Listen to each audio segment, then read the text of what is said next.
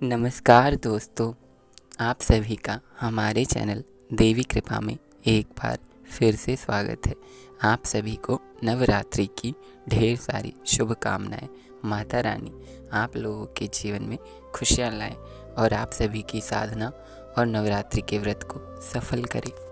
आज मैं आप लोगों के लिए एक ऐसा मंत्र लेकर आया हूँ जिसका आप सभी के जीवन में बहुत ही उपयोग है। षट कर्मों में इस मंत्र की विद्या को स्तंभन विद्या कहा जाता है। तो आज मैं आप सभी लोगों के लिए शत्रु मुख स्तंभन प्रयोग लेकर आया हूँ। जिस प्रकार कंपटीशन का क्षेत्र बढ़ता जा रहा है, हर क्षेत्र में आपको चुनौतियाँ देने के लिए आपके शत्रु पक्ष तैयार होते हैं। चाहे ऑफिस हो या फिर अन्य कहीं जगह, आपके खिलाफ आपके बड़े अधिकारियों को भड़काया जाता है, कान भरे जाते हैं और हर प्रकार से अपनी शत्रुता निकाली जाती है, जिससे कि आप आगे ना बढ़ पाएँ और आपको नीचा दिखाया जा सके। बहुत बार ऐसा भी देखने को मिलता है कि आपसी मनमुटाव और रंजिशों की वजह से बहुत सारे लोग ऐसे होते हैं जो आपको बदनाम करने या फिर आपका अनिष्ट चाहते हैं। तो आज मैं आप लोगों के लिए भगवती चामुंडा का मुख्य स्तंभन प्रयोग लेकर आया हूँ। यह बहुत ही प्रमाणित मंत्र है। अगर आपने इस मंत्र को पूर्ण विधि विधान से जागृत कर लिया तो ऐसा हो ही नहीं सकता कि यह मंत्र आपके शत्रु का तत्क्षण मुख स्तंभन न कर दे।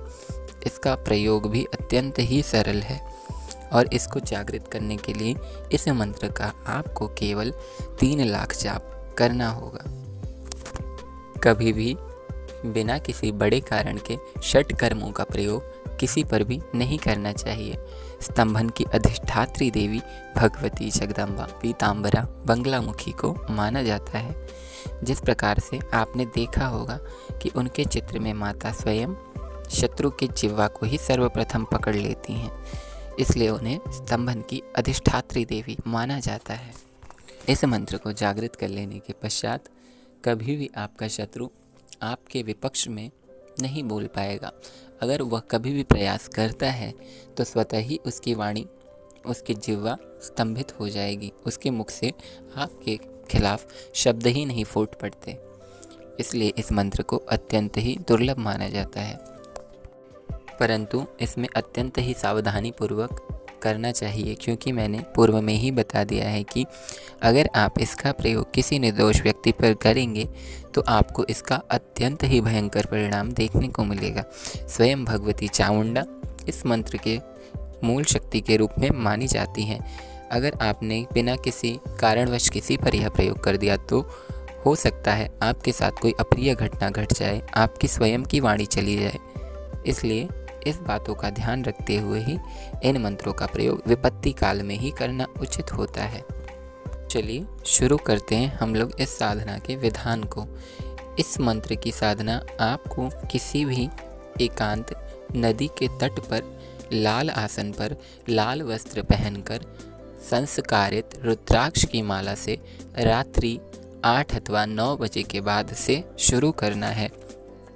इस मंत्र का आपको लगातार 3 लाख संकल्प लेकर जाप करना होगा और माता चामुंडा के निमित्त आपको वहाँ पर लाल पुष्प, धूप, दीप, नैवेद्य, प्रसाद के रूप में जो भी आपके पास मिश्री, इलायची दाना अथवा जो भी वस्तुएं हों, आपको एक चित्र माता चामुंडा का उस स्थान पर ले जाना है। वहाँ पर आपको एक लाल चौकी लगाकर उसी स्थान पर माता चामुंडा का चित्र, गणेश जी का चित्र, भगवान शिव का चित्र स्थापित करके आपको उस स्थान पर यह साधना करनी होगी।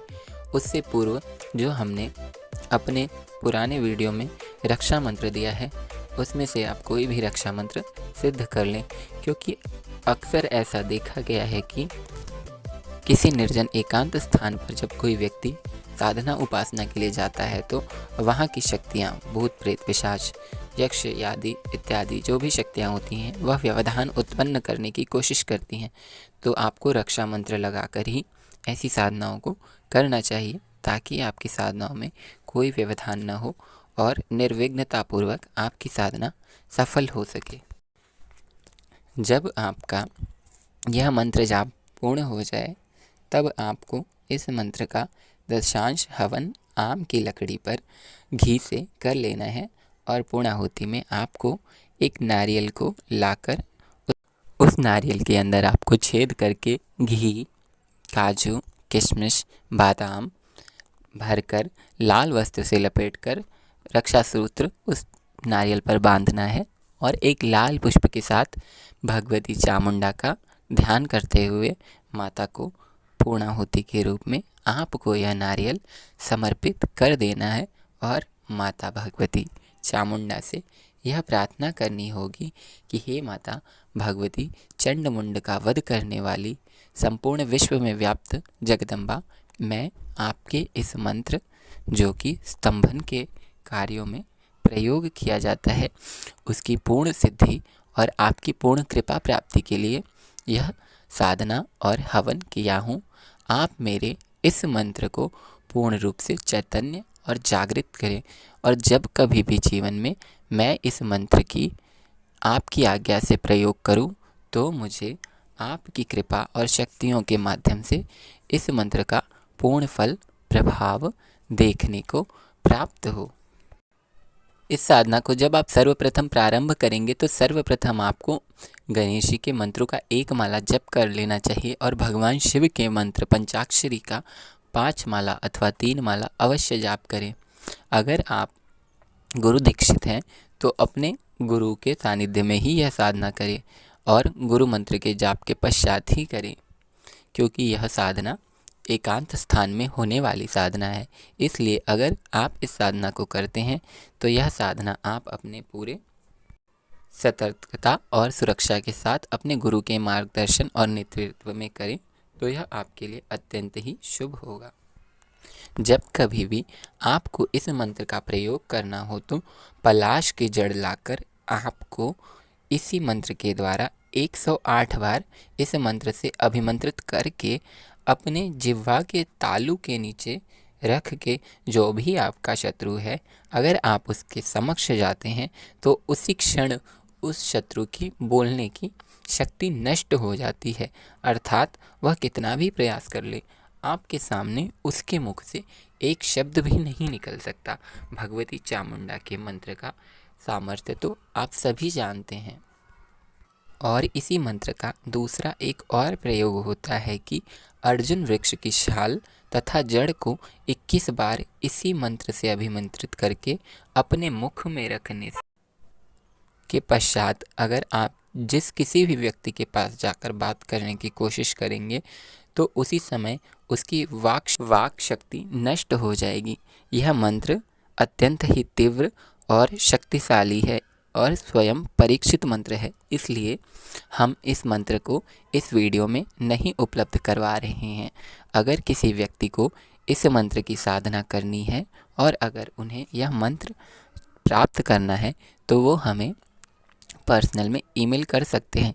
योग्यता देखने के पश्चात हम यह निर्णय करेंगे कि यह मंत्र देना है अथवा नहीं, आगे जैसी भगवती माता चामुंडा की इच्छा। आप सभी लोग हमारे इस चैनल देवी कृपा को ज़्यादा से ज़्यादा लाइक करें, शेयर करें, सब्सक्राइब करें। आप सभी का धन्यवाद। जय मां पराशक्ति।